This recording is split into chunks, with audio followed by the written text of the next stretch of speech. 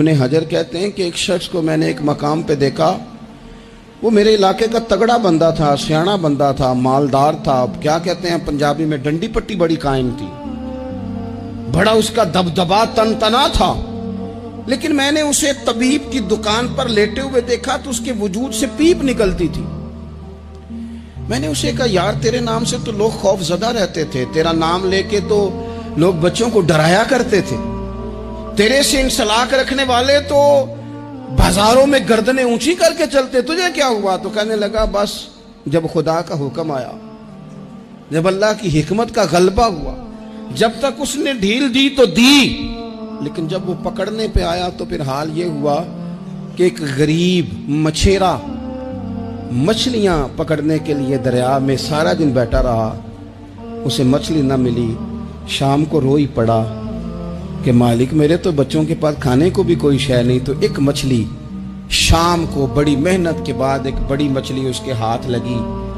ان دنوں نہ مچھلیاں ملتی تھی نہ گوشت ملتا تھا، وہ بیچارہ ایک مچھلی لے کے جا رہا تھا اپنے گھر کی جانب، تو سامنے اسے میں آ گیا۔ جو طریقہ ہوتا ہے، کدھر لے کے جا رہے ہو، کہاں سے لی ہے؟ تو کہتے اس نے کہا صاحب مجھے پتہ ہے آپ مجھ سے چھین لیں گے، لیکن میرے بچے صبح سے بھوکے ہیں، یہی میرا روزگار ہے، آج مجھے کچھ نہیں میسر آیا، میں نے اس مچھلی کو لیا ہے، مجھے تو بیچنے کو بھی کچھ نہیں ملا، پتہ نہیں مجھے پکانی کس طرح ہے، تو یہ ایک مچھلی میرے بچوں کی خوراک بنے گی، کل لوٹ لینا، پرسوں لوٹ لینا، تمہارا تو کام ہی لوٹنا ہے، چلو کچھ دن کے لیے ہاتھ روک لو۔ کہتے ہیں اس نے جب یہ کہا تو میں نے ایک تھپڑ مارا اور اس آدمی سے مچھلی چھین کر میں نے اسے پکڑ کے گھر لا رہا تھا میں، اس مچھلی نے، حالانکہ مچھلیاں کاٹا نہیں کرتی، کہنے لگا اس مچھلی نے ناخن پر میرے پورے پر تھوڑا سا کاٹا ہے، اور میں نے کہا کوئی بات نہیں، مچھلی ذرا بڑی تھی، اس نے کاٹ لیا، میں نے تھوڑی سی پٹی باندھی اور گھر والوں کو کہا مچھلی پکا دیں، انہوں نے پکائی کھائی، کچھ پتہ ہی نہیں تھا، 2-4 دن گزرے ہیں تو زخم آگے بڑھنے لگا ہے۔ طبیب کو دکھایا ہے تو اس نے کہا یہ تو انگلی کاٹنی پڑے گی۔ کہتا ہے وہ انگلی کٹوائی، 1 ہفتہ نہیں گزرا تھا کہ زخم آگے بڑھا،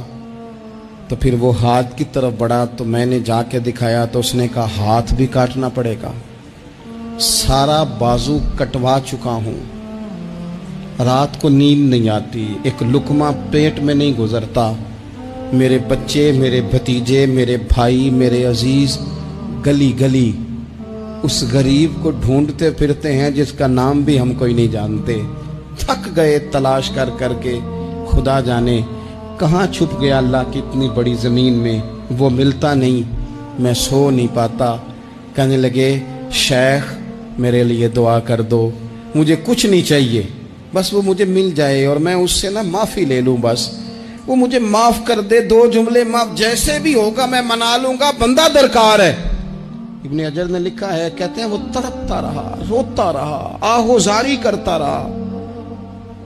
میں نے بھی اس کے لیے دعا کی کہ اللہ کرے وہ شخص تجھے مل جائے۔ پھر کچھ دنوں کے بعد مجھے کسی نے بتایا کہ مر تو گیا ہے تڑپ کے، پر اس سے معافی کا موقع میسر نہیں آیا۔